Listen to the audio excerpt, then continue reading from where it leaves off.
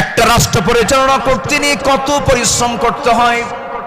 রাতের বেলা বিশ্রামের প্রয়োজন হয়, দিনের বেলাও পরিশ্রম করেন, রাতের বেলা এমনটা করলে আপনি অসুস্থ হয়ে পড়বেন, অন্তত আমাদের কিছু খেদমতের জন্য আমাদের কিছু কাজ রেখে দেন। তিনি বলছেন, ভাই ওমর, হাসরের ময়দানে আমার আমলনামা তোমার পিঠে যাবে না, আমার কাজ আমাকে করতে দাও। মৃত্যুর দিন পর্যন্ত তিনি ওই মহিলার খেদমত করে তিনি দুনিয়া থেকে বিদায় নিয়েছেন।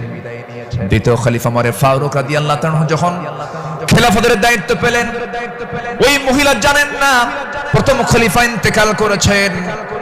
খেলাফতের দায়িত্ব যেদিন পেয়েছেন সেই দিনই রাত্রে বেলায় ওমর ফারুক তিনি চলে গেছেন মহিলার ঘরে, দরজায় নক করে ভিতরে ঢুকেছেন। মহিলা জানেন না খাদেম চেঞ্জ হয়েছে। ভিতরে তিনি সব কাজগুলো করলেন, রান্না বান্না করে দিলেন, কাপড় চোপড় ধুয়ে দিলেন, খাবার দাবার ধুয়ে দিয়ে পরিষ্কার করে তিনি বের হয়ে আসলেন। মহিলা অন্ধ মানুষ, বসেছেন খাবার খেতে, সামনে খেজুর নিয়ে যখন বসেছেন, খেজুর একটা মুখে নেওয়া মাত্রই দাঁতের নিচে যখন খেজুরের বিচি যখন পড়ে গেছে, সঙ্গে সঙ্গে মহিলা বলতেছেন ইন্না লিল্লাহ। তিনি চোখের পানি ফেলে দিয়া কেঁদে কেঁদে বলতেছেন, বুঝতে পেরেছি আমার আসল খাদেম আবু বকর আর দুনিয়াতে নাই। আমার আবু বকর যখন আমার খেদমত করতে আসতো, যখন সে খেজুরগুলো আমাকে ধুয়ে দিত, শুধু খেজুর শুধু ধুয়েই দিত না, খেজুরগুলো ধুয়ে ভিতরের যে বিচিগুলো আছে বিচিগুলো সরায় আমার সামনে রেখে দিত, যেন আমার খেতে কোনো কষ্ট না হয়। জোরে বলে সুবহানাল্লাহ, আর জোরে বলে সুবহানাল্লাহ। শাসক ছিলেন, শাসকের কাতারে থেকেও তারা নিরহংকারী হয়ে জনগণের সেবা করেছেন। আল্লাহু আকবার বলেন। সাইয়েদনা ওমর ফারুক রাদিয়াল্লাহু তাআলা আনহু, তিনি যেদিন শাসনভার তার কাছে আসে, তার কাঁধে যখন আসে, সেই দিন থেকে নিয়ে শুরু করে মৃত্যুর দিন পর্যন্ত কোন রাত তার পিঠটা তার বিছানার সঙ্গে লাগাতে দেননি। দিন দিন শুকায় যাচ্ছিলেন। বলা হলো, আপনি শুকায় যাচ্ছেন কেন? তিনি বললেন কেঁদে কেঁদে, তোমরা আমাকে এমন দায়িত্ব দিয়েছো যে দায়িত্ব আমাকে স্বাস্থ্যহীন বানিয়ে দিয়েছে। পরকালীন জবাবদিহিতা, পরকালীন জবাবদিহিতার অনুভূতি ছাড়া একটা শাসক কখনো ভালো হতে পারে না। আসতে বলবেন না, জোরে বলুন ঠিক কিনা? অতএব সেই গদির সমস্যার সমাধানের জন্য আমরা চাই যোগ্য, সৎ, আল্লাহওয়ালা, কোরআন প্রেমিক একজন শাসক আমরা চাই। আল্লাহ কবুল করুন, আল্লাহ কবুল করুন। এই কথাটা কেন বললাম? কারণ এখন যে সরকারটা আছে এটা কি স্থায়ী না অস্থায়ী?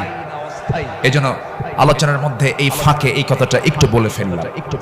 সম্মানিত ভাইয়েরা, আমার সময় তো ফুরে যাচ্ছে, আমাকে শেষ করতে হবে। শেষ কি করে দেব? আলোচনা চলুক, হুজুর মরুক। জি, জোরে বলি ইনশাআল্লাহ।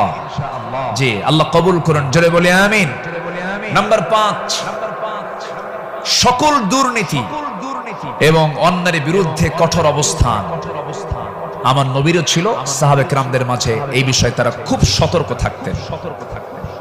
আল্লাহ রাব্বুল আলামিন বলেন, ওয়ালা তাকুলু আমওয়ালাকুম বাইনাকুম বিল বাতিলি ওয়া তুদলু বিহা ইলাল হুক্কামি লিতাকুলু ফারীকাম মিন আমওয়ালিন নাসি বিল ইসমি ওয়া আনতুম তা'লামুন। জোরে বলুন আল্লাহু আকবার।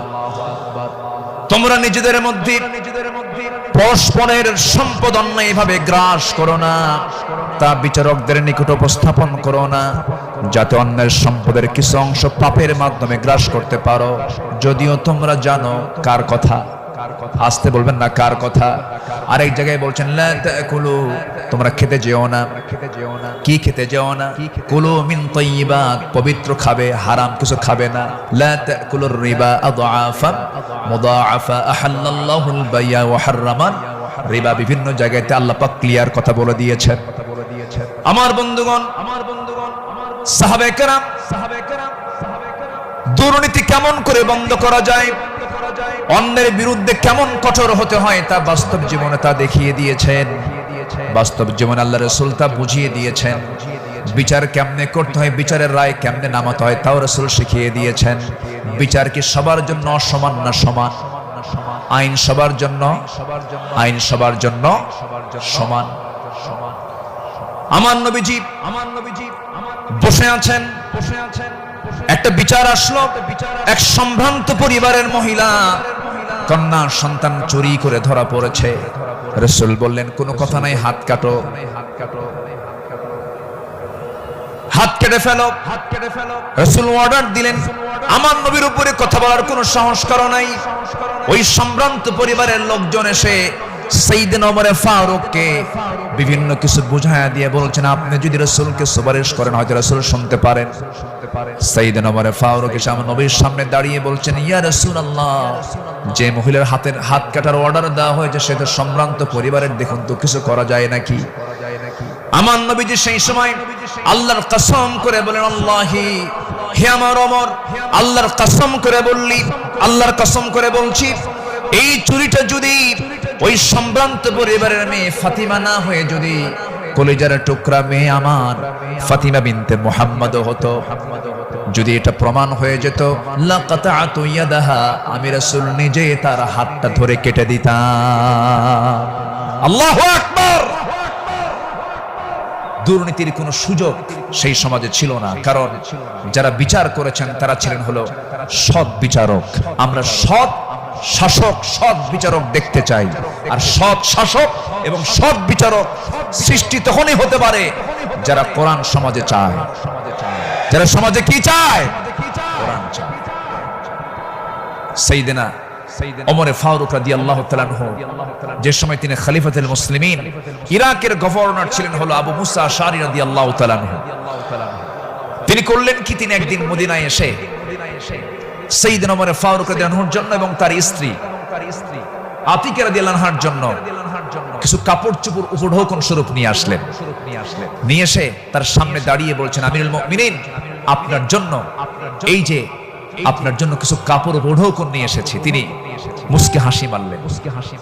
মুস্কি হাসি মেরে বললেন, আমার গভর্নর আবু মুসা আশআরী, তুমি আমার জন্য এই যে উপঢৌকন গুলো নিয়ে এসেছো, হাদিয়া নেওয়া সুন্নাত, হাদিয়া দেওয়া সুন্নাত, তাহাদু তাহাব্বু, ভালো কথা, এটা সাধারণ ব্যক্তিদের মাঝে হতে পারে, কিন্তু আমি শাসক, আমি যদি আজকে তোমার এই উপঢৌকন গ্রহণ করি ঘুষের পর্যায়েও যেতে পারে, আমি এটা গ্রহণ করব না।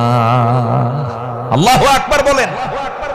না গ্রহণ করে তার হাদিয়াটাকে, উপঢৌকনটাকে তিনি ফেরত দিয়েছেন। শাসকের কাতারে থেকে এমন উপঢৌকন নাও আমি জায়েজ মনে করি না, বললেন ওমর ফারুক রাদিয়াল্লাহু তাআলা।